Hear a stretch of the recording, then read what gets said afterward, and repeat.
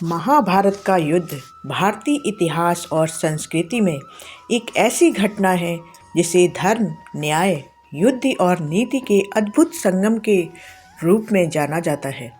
इस महायुद्ध में अर्जुन, भीम, नकुल, सहदेव जैसे वीर योद्धाओं की बहादुरी और कौरवों के दुर्योधन, कर्ण जैसे सूरवीरों की कहानी तो सब जानते हैं। लेकिन एक ऐसा पात्र भी था जिसने अपने ज्ञान, नीति और धर्मप्रियता के कारण महाभारत के इतिहास में अमिट छाप छोड़ी है। वह थे विदुर। विदुर, जिन्हें धर्म का प्रतीक और न्याय का स्तंभ कहा जाता है, जिन्होंने युद्ध के मैदान में कदम क्यों नहीं रखा, यह सवाल आज भी कई लोगों के मन में गूंजता है। विदुर, जो कर्तव्य, न्याय और नीति के पक्के प्रहरी थे, उनका युद्ध में ना उतरना क्या कोई कमजोरी थी या फिर उनके पीछे कोई गहरा कारण था? उनकी भूमिका केवल एक सलाहकार तक सीमित क्यों रही, जबकि उनका व्यक्तित्व, उनकी बुद्धि और धर्म की गहराई किसी योद्धा से कम नहीं थी। दरअसल विदुर की भूमिका युद्ध से कहीं अधिक व्यापक और गहन थी। वे महाराज शांतनु के पुत्र थे, लेकिन उनकी जन्म कथा और सामाजिक स्थिति ने उन्हें राज सिंहासन के दावेदारों से अलग रखा। उनकी बुद्धि, नीति और धर्म के प्रति समर्पण ने उन्हें महाभारत के सबसे विश्वसनीय और न्यायप्रिय पात्रों में स्थान दिलाया। विदुर ने हर समय शांति और संवाद की बात की, युद्ध को अंतिम विकल्प माना और इसलिए उन्होंने तलवार उठाने की बजाय नीति और सलाह के हथियार से धर्म की रक्षा की।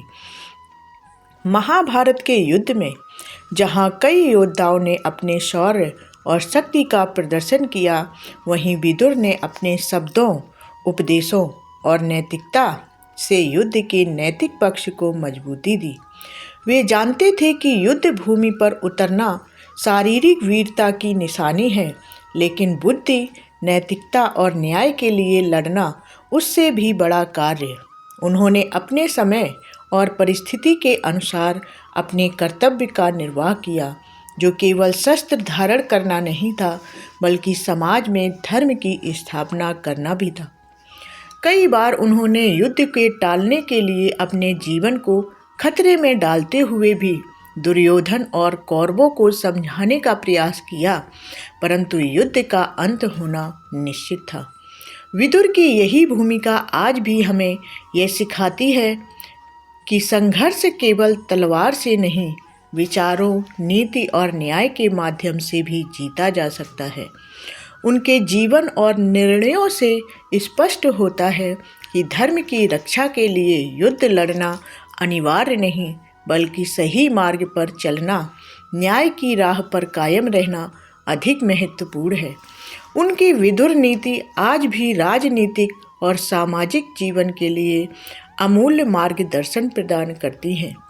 इसलिए महाभारत के महान युद्ध में विदुर की अनुपस्थिति केवल शारीरिक थी, लेकिन उनका प्रभाव और उनकी उपस्थिति युद्ध के हर मोड़ पर दिखाई देती है।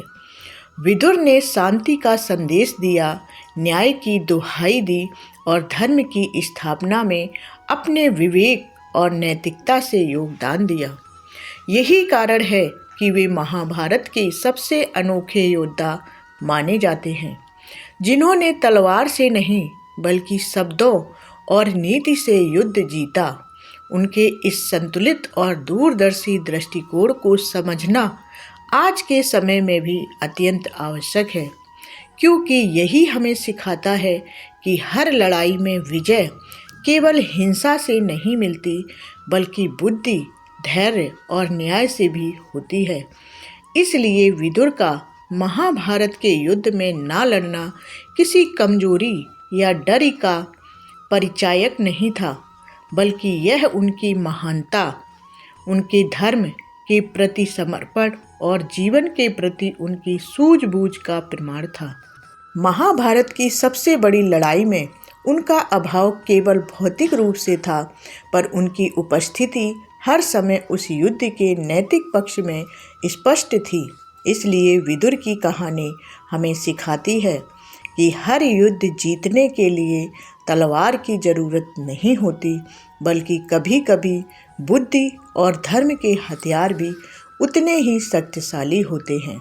तो अगली बार जब आप महाभारत के युद्ध के वीरों के नाम सुने तो याद रखिएगा, विदुर को जो लड़ तो नहीं सके, पर जीत उन्होंने अपनी समझदारी और न्यायप्रियता से पाई थी।